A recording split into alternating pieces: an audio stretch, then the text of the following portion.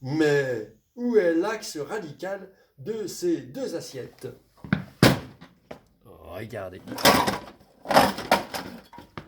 Je prends mon mètre, mes baguettes. Oui,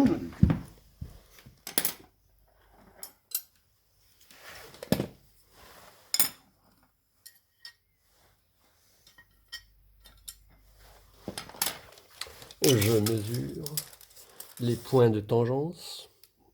26 cm divisé par 2 égale 13, il est là. Je mesure ici, par symétrie, 26 cm égale 13. Je prends le milieu.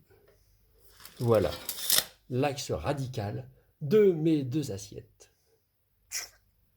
Et nous allons le démontrer. Et nous allons le démontrer tout de suite. Alors déjà, tout à l'heure, j'ai pris la grande assiette, la petite assiette, et j'ai posé ma baguette de riz, comme ça.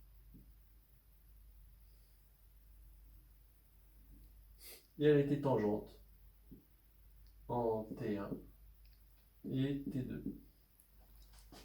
Et j'ai pris le milieu de T1, T2, mettons je l'appelle M. J'ai recommencé de l'autre côté. T'1, T'2. Et j'ai mon point qui est au milieu qui s'appelle M'. Et j'ai donc tracé la droite MM' et j'ai dit, avec beaucoup d'aplomb, que c'était l'axe radical. Pourquoi? Parce qu'en fait, la puissance de M par rapport au cercle C1, c'est quoi? C'est MT1 scalaire MT1, c'est-à-dire MT1 au carré. Mais, comme MT1 égale MT2, ça fera donc MT2 au carré, et donc c'est la puissance du point M par rapport au cercle C2. Donc mon point M est sur l'axe radical. Je fais de l'autre côté, c'est pareil, où j'aurais pu tracer la perpendiculaire à A1, A2, passant par le point M. Mais, comment tracer une tangente commune à deux cercles? Je vous le donne en 1000 et 1000. Alors, je vais utiliser le théorème de Thalès. Je trace déjà la droite A1, A2. Et je vais tracer, je ne sais pas moi, un diamètre, n'importe lequel, celui-là, que j'appelle P1, P2, pardon, parce que c'est sur le cercle A2, P'2. Et je vais tracer la parallèle à P2, P'2 passant par A1. Donc j'aurai un truc comme ça. Celui-là, je vais l'appeler P1.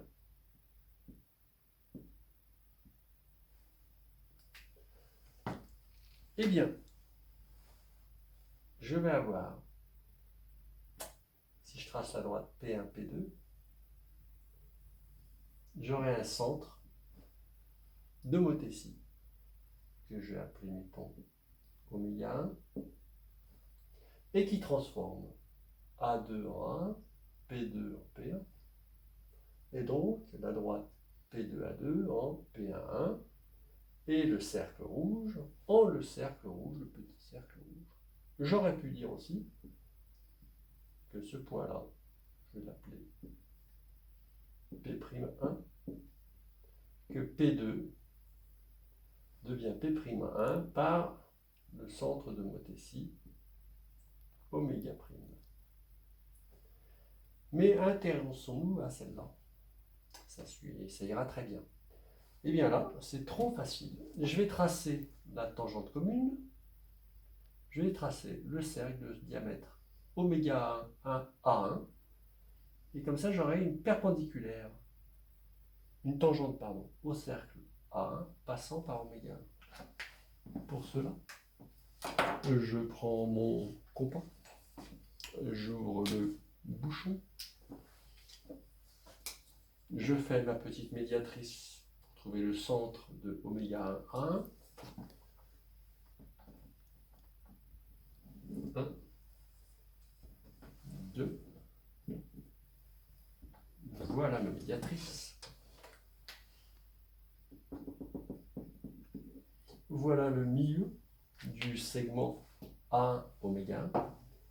Voilà mon cercle de diamètre de là, de diamètre A1 oméga 1. Et là, j'ai un magnifique triangle rectangle qui va transformer cette droite, je vais l'appeler T1, qui est tangente au cercle A1, T1 oméga 1 est tangente au cercle A1, et va donc couper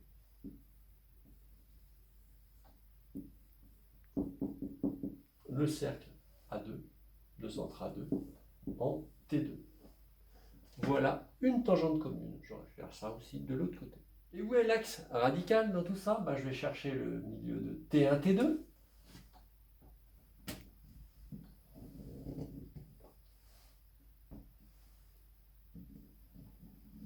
Faut pas que je me plante.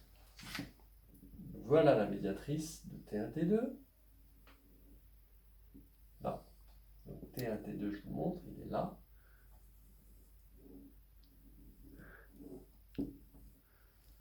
Et maintenant, voilà le milieu I.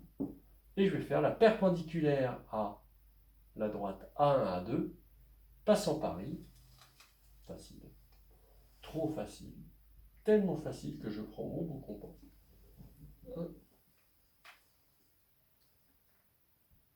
Je fais le symétrique du point I par rapport à l'axe A1, A2. Et voilà mon bel axe radical. Tout le monde est prêt là pour la roulade. Attention, attention.